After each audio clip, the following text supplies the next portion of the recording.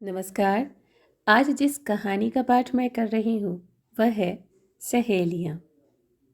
इसके लेखक हैं प्रियदर्शन। एक डायनासोर गरज रहा था और एक एक्सपर्ट आकर उसके बारे में बता रहा था। किसी अलग मौके पर यह बहुत दिलचस्प सी फिल्म हो सकती थी, लेकिन फिलहाल बाहर की गर्मी से दूर उस ठंडे चिकने प्रेक्षागृह में बैठे लोग ज़्यादातर बोर हो रहे थे। उन्हें अपने बच्चों का इंतज़ार करना था जो उस आर्ट स्कूल का एंट्रेंस टेस्ट देने आए थे। आप अकेली हैं? पहली बार सोनाली ने नहीं समझा कि यह सवाल उसी से पूछा जा रहा है। उसने बस अपनी ऊँघती हुई आंखें यह देखने के लिए उठाई कि कौन किससे मुखातिब है। जब पाया कि एक चश्मे वाली महिला उसकी ओर देख रही है तो उसने हड़बड़ाकर उठना चाहा। हाँ जी, यस, आई एम अलोन। वाक्य के आखिर तक पहुंचते पहुंचते उसकी घबराहट जाहिर हो चुकी थी। उसे कुछ अफसोस हुआ। बचपन में यह घबराहट कभी उसकी शख्सियत का हिस्सा नहीं रही। वह अपनी उन सहेलियों को देखकर हंसा करती थी जो अनजान लोगों से बात न करने और बाहर बिल्कुल संभल कर रहने की बहुत सारी हिदायतों के बीच जैसे हमेशा एक खोल में रहती थी। हमेशा अदृश्य बने रहने की कोशिश करती थी। किसी के अपनी ओर देखने भर से असहज हो जाती थी। लेकिन उसने पूरा कॉलेज उन सिर झुकाकर चलती सहेलियों के झुंड में हमेशा आगे चलते हुए पार किया।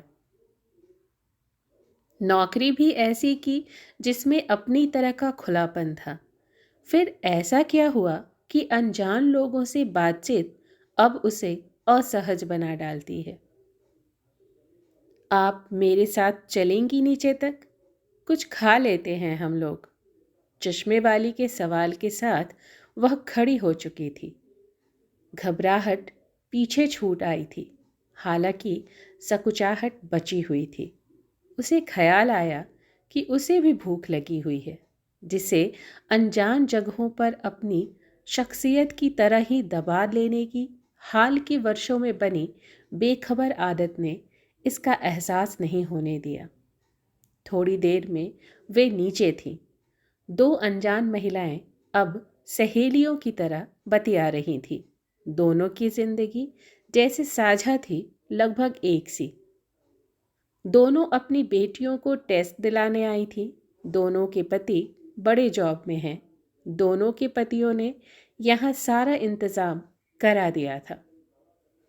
दोनों आने की हालत में नहीं थे, इसलिए दोनों अकेले चली आई थी। मैंने भी इंटीरियर डेकोरेशन का कोर्स किया था।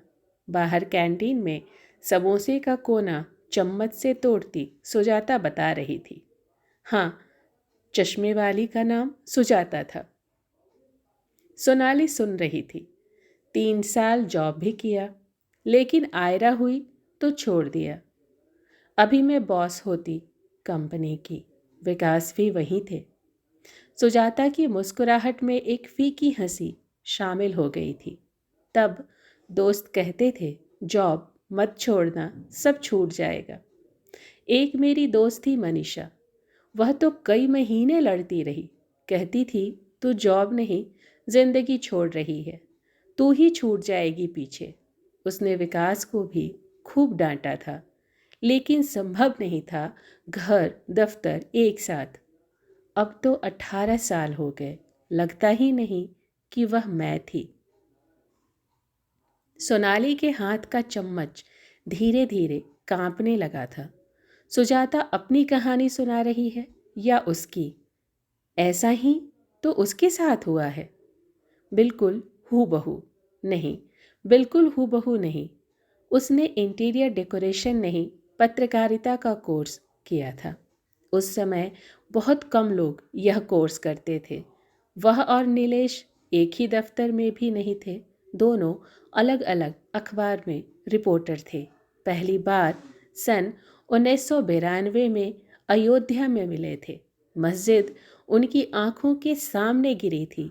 वह दहशत से भरी हुई थी। नीलेश उसे भीड़ से बचाता हुआ बाहर तक लाया था। शादी ने उसके भीतर कुछ उगाया भी और बहुत कुछ बुझाया भी। तन्वी आई तो जीवन में एक नई हलचल आ गई। उसने पहले नौकरी छोड़ी, फिर बाहर जाना, अंत में लिखना भी छोड़ दिया।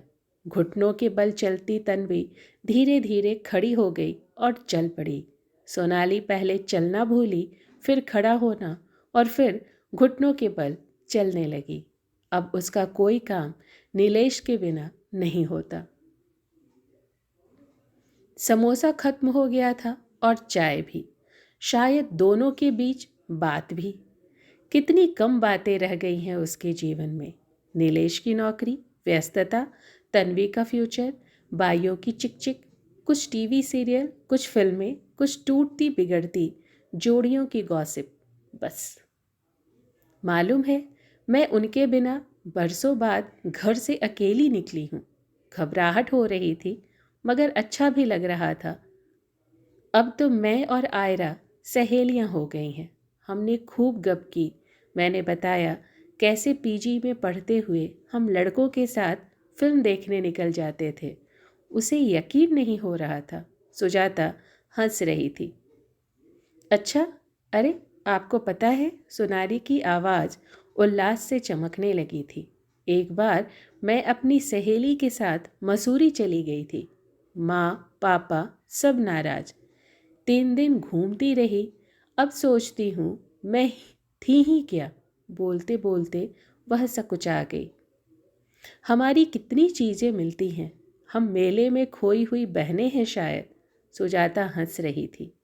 थोड़ी देर में सोनाली के भीतर बरसों से सोया पत्रकार जाग उठा।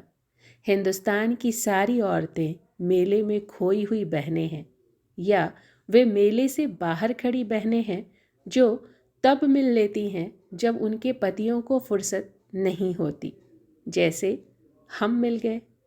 सुजाता की आवाज़ में एक पुरानी लड़की की खनक लौट रही थी। एक टूटा हुआ पंख फिर जैसे जुड़ रहा था। बच्चियाँ 6 बजे छूटेंगी, हमारे पास 5 घंटे हैं, हम लोग घूमने चले। यहाँ इस अनजान शहर में सोनाली के भीतर जैसे कोई सोया हुआ झरना हिलने लगा था, लेकिन किसी अनजान अंदेशे से जैसे पांव बंधे थे। यदि इन लोगों को हमारी ज़रूरत पड़ी तो? हाँ, शायद।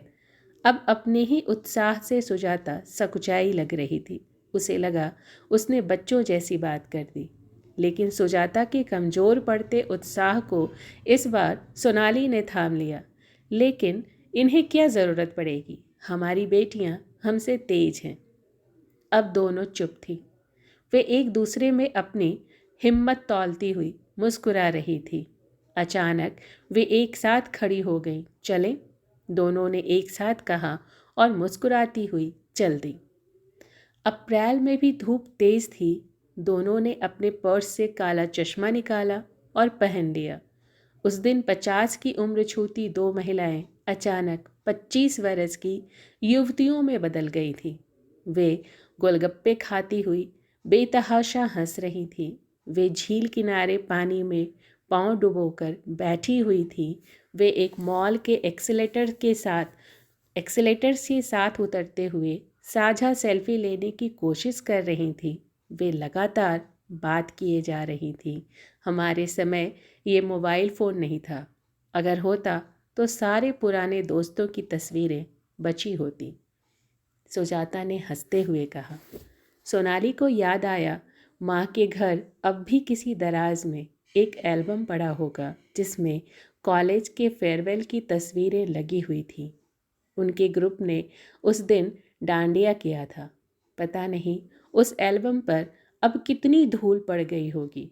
उसने सुजाता को मुस्कुराते हुए देखा और जवाब दिया, लेकिन तब मोबाइल होता तो अब पता नहीं क्या आ गया होता। तब मोबाइल की तस्वीरें बेकार लगती।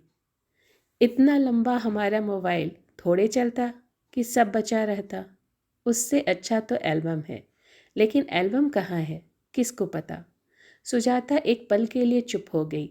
अचानक जैसे समझ में आ गया कि उसका एल्बम, उसके हिस्से की तस्वीरें जिंदगी ने कहाँ दफन कर दी हैं। लेकिन यह उदास होने की घड़ी नहीं है। ये चंद घंटे किसी फिल्म जैसे हैं जिसमें वे दोनों काम कर रही हैं। उन्होंने एक जगह रुककर मेहंदी लगवाई, एक जगह रुककर मलाई बर्फ खाया। एक जादू था जो उन पर छाया हुआ था। शहर तन्मयता और हैरानी से उन्हें निहार रहा था। यह जादू टूटना था सो टूट गया। 5 बज गए, लौटने का समय हो गया। कार फिर से कैंपस के बाहर थी। दोनों निकली।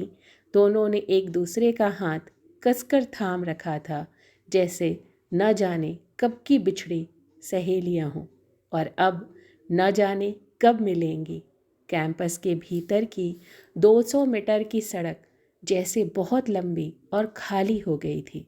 सोनाली, एक वादा करती हूँ, अपनी बेटी को किसी भी हाल में नौकरी छोड़ने को नहीं कहूँगी। ये नहीं कहूँगी कि वह अपने पति के पर निर्भर रहे। कभी दोनों साथ रहें, सुखी रहें, लेकिन एक दूसरे के मददगार रहें। नहीं तो मर जाती है लड़की। हाँ, जैसे हम मर गई हैं। सोनाली जैसे किसी जमी हुई उदासी के भीतर से टहलती हुई बोल रही थी। हमारी बेटियां वैसे भी हमारी जैसी नहीं होंगी। दोनों की बेटियां सामने से आ रही थीं, आयरा और तन्वी। 2 माएँ उन्हें दूर से देख रही थीं। ऐसी 2 सहेलियां जिन्होंने अपनी बेटियों को बचाने की साझा कसम खाई थी। दोनों ने एक दूसरे को देख फिर से सिर हिलाया और अपनी अपनी बेटियों की ओर बढ़ गईं।